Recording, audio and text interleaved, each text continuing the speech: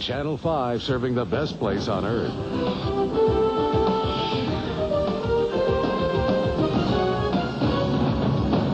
Now, Eyewitness News is everywhere.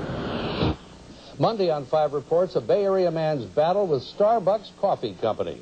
He's made getting a personal apology his personal crusade. We'll explain why. Channel 5 serving the best place on earth.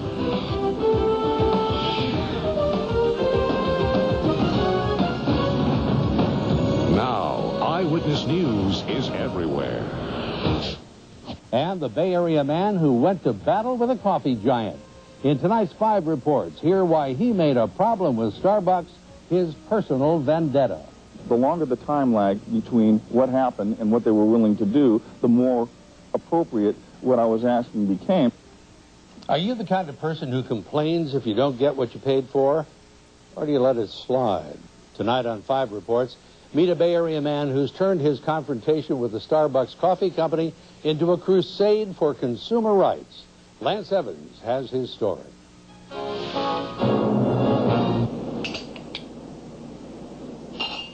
These days, Jeremy Dorson makes instant coffee.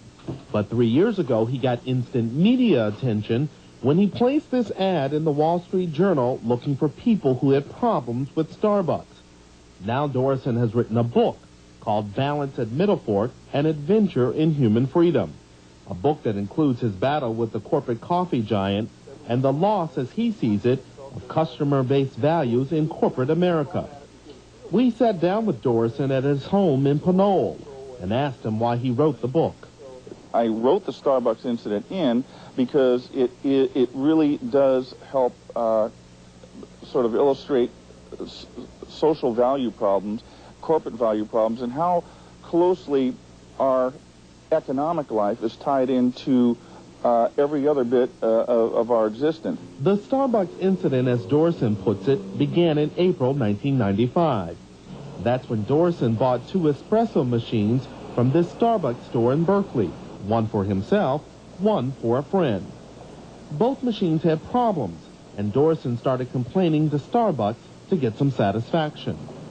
What began was 4 months of heated negotiations with the coffee giant, where the company offered Dorson everything from a new espresso machine to free coffee to face-to-face meetings with company execs in Seattle.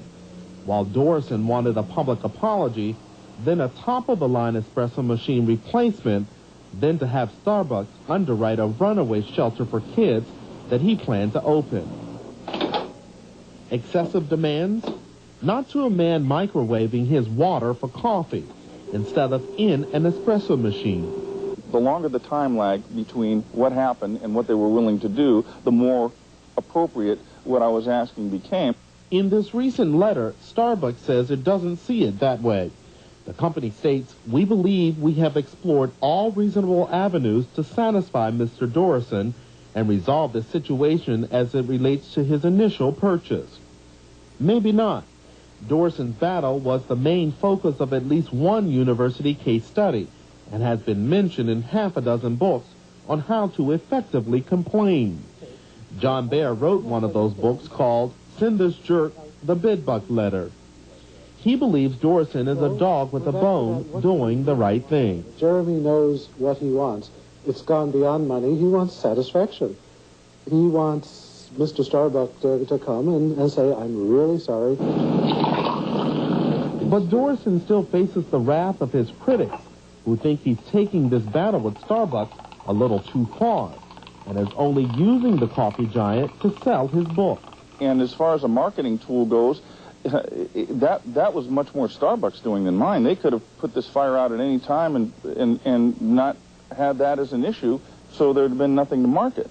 There is now, and Dorson's coffee experience may very well turn him into an instant success on the book publisher's list.